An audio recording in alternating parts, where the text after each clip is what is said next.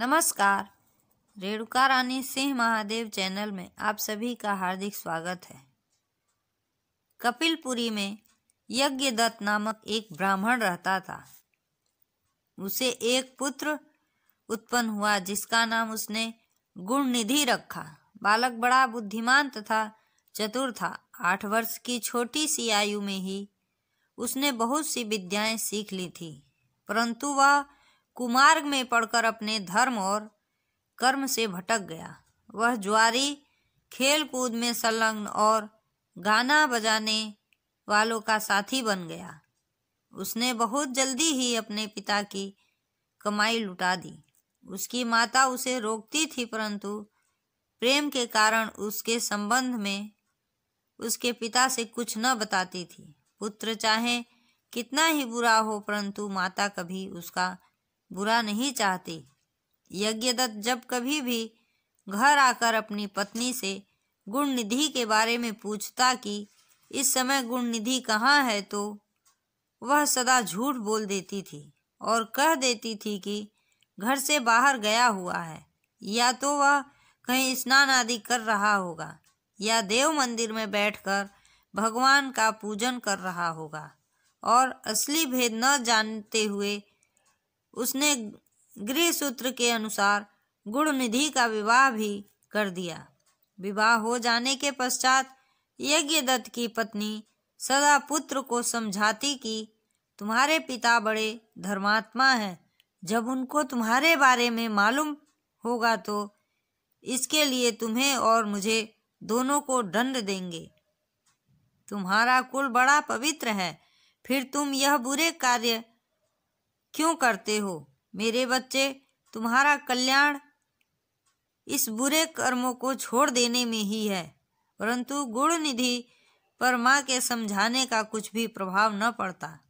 एक दिन उसने पिता की अंगूठी चुराकर किसी जुआरी को दे दी। जब यज्ञदत्त ने उस जुआरी से पूछा कि यह अंगूठी उसके हाथ में कैसे आई है, तो जुआरी ने यज्ञदत्त से कहा कि उसने उनकी अंगूठी नहीं चुराई। यज्ञदत्त ने जुआरी की बात सुनकर कहा, सुनो लल्ला, यह अंगूठी मेरी है और मुझे राजा के यहाँ से मिली है। तुम मुझे झूठ बोलकर इसे अपनी न बनाओ, परंतु यह बताओ कि यह अंगूठी तुम्हारे पास कैसे आई है। यज्ञदत्त की बात सुनकर जुआरी को क्रोध आ गया। उसने गरज कर कहा, जो सच सुनना चाहते हो तो ध्यान पूर्वक सुनो। यह अंगूठी तुम्हारे पुत्र गुणनिधि ने मेरे पास जुए में हारी है। उसने यही अंगूठी ही जुए में नहीं हारी, बल्कि आज तक जुए में बहुत से साधन चुराकर हारा है।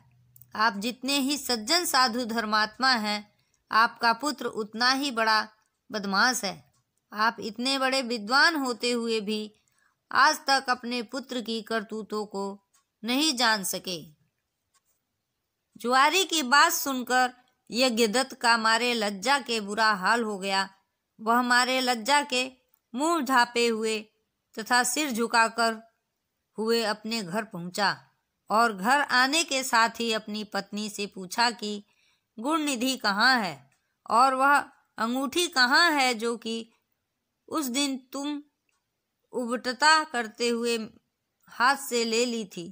यज्ञदत्त की बात सुनकर उसकी पत्नी ने उत्तर दिया, वह अंगूठी मैंने यहीं कहीं रख दी थी। अब मुझे याद नहीं आ रहा कि कहाँ रखी थी। स्त्री की बात सुनकर यज्ञदत्त ने कहा, तुम झूठी हो। जब कभी मैंने तुमसे गुणनिधि के बारे में पूछा है, तुमने मुझे बात बनाकर टालने की कोशिश की है। अच्छा, तुम अंगूठी की बात जाने दो और मुझे बताओ कि घर का अन्य बहुमूल्य सामान कहाँ है। न जाने मेरे किन पापों के कारण मेरे यहाँ ऐसा पुत्र उत्पन्न हुआ है।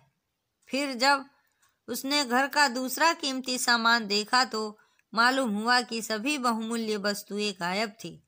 तब यज्ञदत्त ने हाथ में जल लेकर पत्नी और पुत्र को तिलांजलि दे दी और एक ब्राह्मण की कन्या अपना दूसरा विवाह भी कर लिया।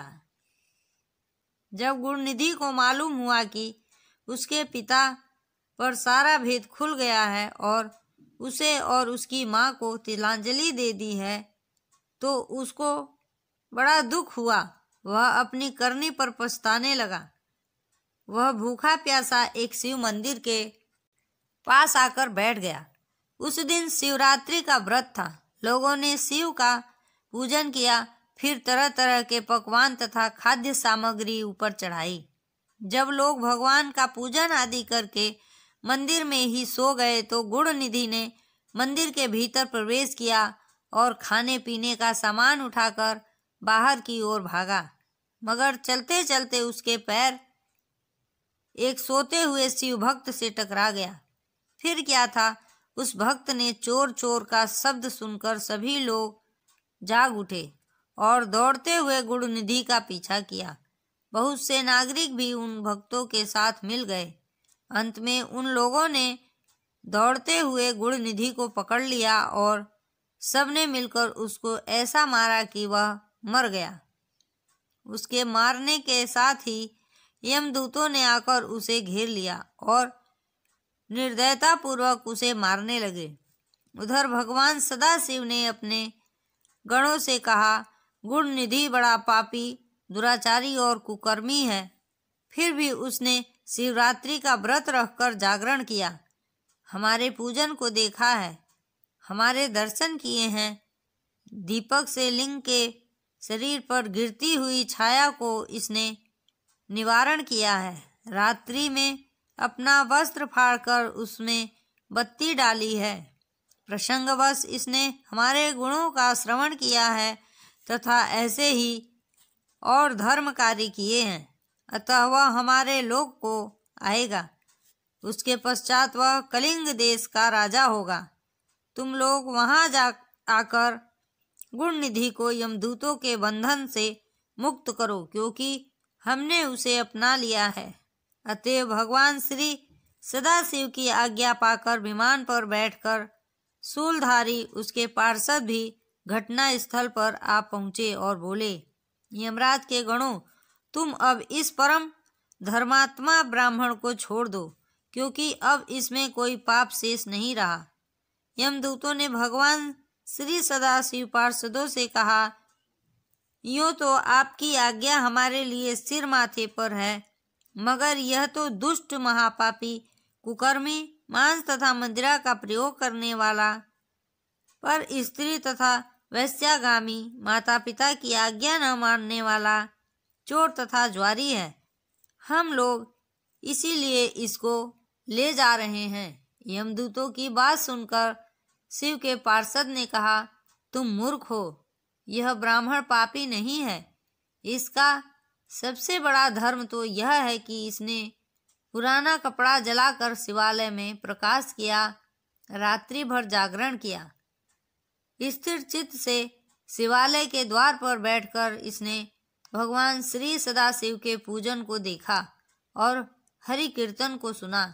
इसीलिए भगवान श्री सदाशिव की इच्छा अनुसार यह राजा बनाया जाएगा। और इस प्रकार कहने के पश्चात भगवान श्री सदाशिव के पार्षद गुणनिधि को अपने साथ ले गए।